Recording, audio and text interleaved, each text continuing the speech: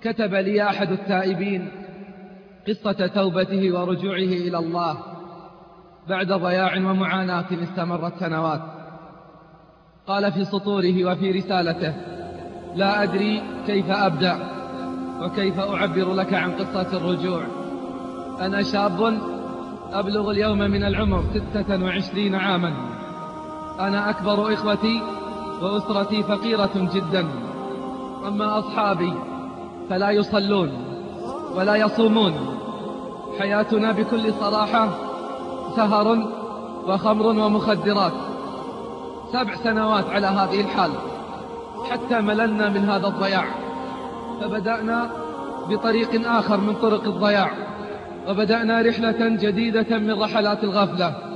اقترح أحدنا أن نسافر لبلاد الكفار بحثا عن المتعة والتغيير، ففعلنا وليتنا لم نفعل. هناك تعلمنا فنون الزنا والخناء والنصب والاحتيال. كنا نمكث في سفراتنا أشهرا طوال، فإذا نفدت أموالنا اتصلنا على أهلنا ونحن في سكر شديد، نطلب منهم أن يمدوننا بالمال حتى نستطيع الرجوع، فإذا وصل المال مددنا فترة البقاء. وهكذا في كل مرة كان أحدنا يتصل على أهله للكذب والاحتيال. في مرة من المرات استأجرنا سيارة وذهبنا إلى أحد نوادي الضياع، حيث الخمر والموسيقى والرقص كالأنعام، بل حياة الأنعام أفضل من هذه الحياة. بينما نحن جلوس نتبادل الحديث ونتبادل كؤوس الخمر، إذ قال أحد أصحابنا: سوف أذهب إلى مكان قريب وأرجع إليكم بسرعة. فذهب وكان في حالة سكر شديد. مضت الساعات ولم يرجع، فخرجنا نبحث عنه، وبعد بحث وجدناه وقد سقط وهوى بسيارته من مكان مرتفع ومات على أشنع حال. بكينا وحزنا على موته، ورجعنا إلى ديارنا محملين بالأحزان. فما مضى شهران حتى عدنا إلى ما كنا عليه. يا الله، كم هي قاسية قلوبنا. لم أكن أملك مالا ولا دخلا شهريا، بل كنت أنصب وأحتال، وتحمل أهلي بسبب ذلك ديونا كثيرة، بل كنت أقترض وأتحمل مصاريف السفر مع الأصحاب وأتحملها عنهم، مع أنهم كانوا أكثر مني مالا وأحسن حالا. وكنت أظن أن هذا من الكرم والجود على الأصحاب والخلان. تراكمت الديون علي وساءت الأحوال، وبدأ يتخلى عني الأصحاب. أي أصحاب هؤلاء؟ أصبحوا يسافرون ولا يخبروني بسفرهم، وأنا الذي تحملت الديون من أجلهم. اكتشفت حينها أنهم أصحاب مصلحة وضياع. قلت أنا اكتشاف متأخر، فصاحبت غيرهم ولم يكونوا بأحسن حال منهم. صاحبت غيرهم ولم يكونوا بأحسن منهم حالا. جمعت أموالا وسافرت أنا وإياهم مع ابن عم لي مع مجموعة من الأصحاب إلى بلد آسيوي مشهور بالمجون وفساد الأخلاق. بعد يومين من وصولنا قال ابن عمي أنه سوف يرجع، فلما سألته عن السبب قال: لقد رأيت في المنام أن الناس في هذه البلاد يحترقون.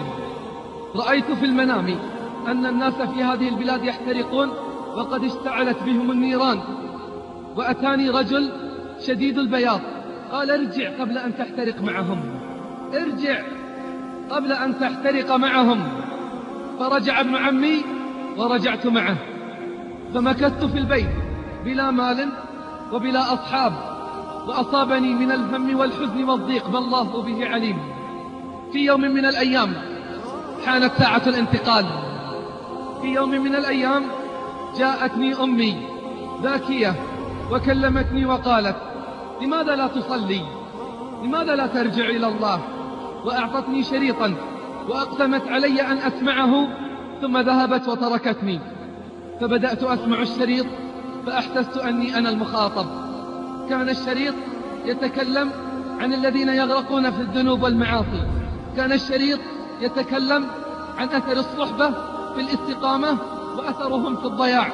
أخذت أبكي وأبكي وأبكي، فقررت التوبة ومراجعة الحسابات. يقول صاحب الرسالة: أتعرف يا شيخ من هو صاحب الشريط؟ أتعرف يا شيخ من هو صاحب الشريط؟ إنه أنت، وأنا أحبك حبا شديدا.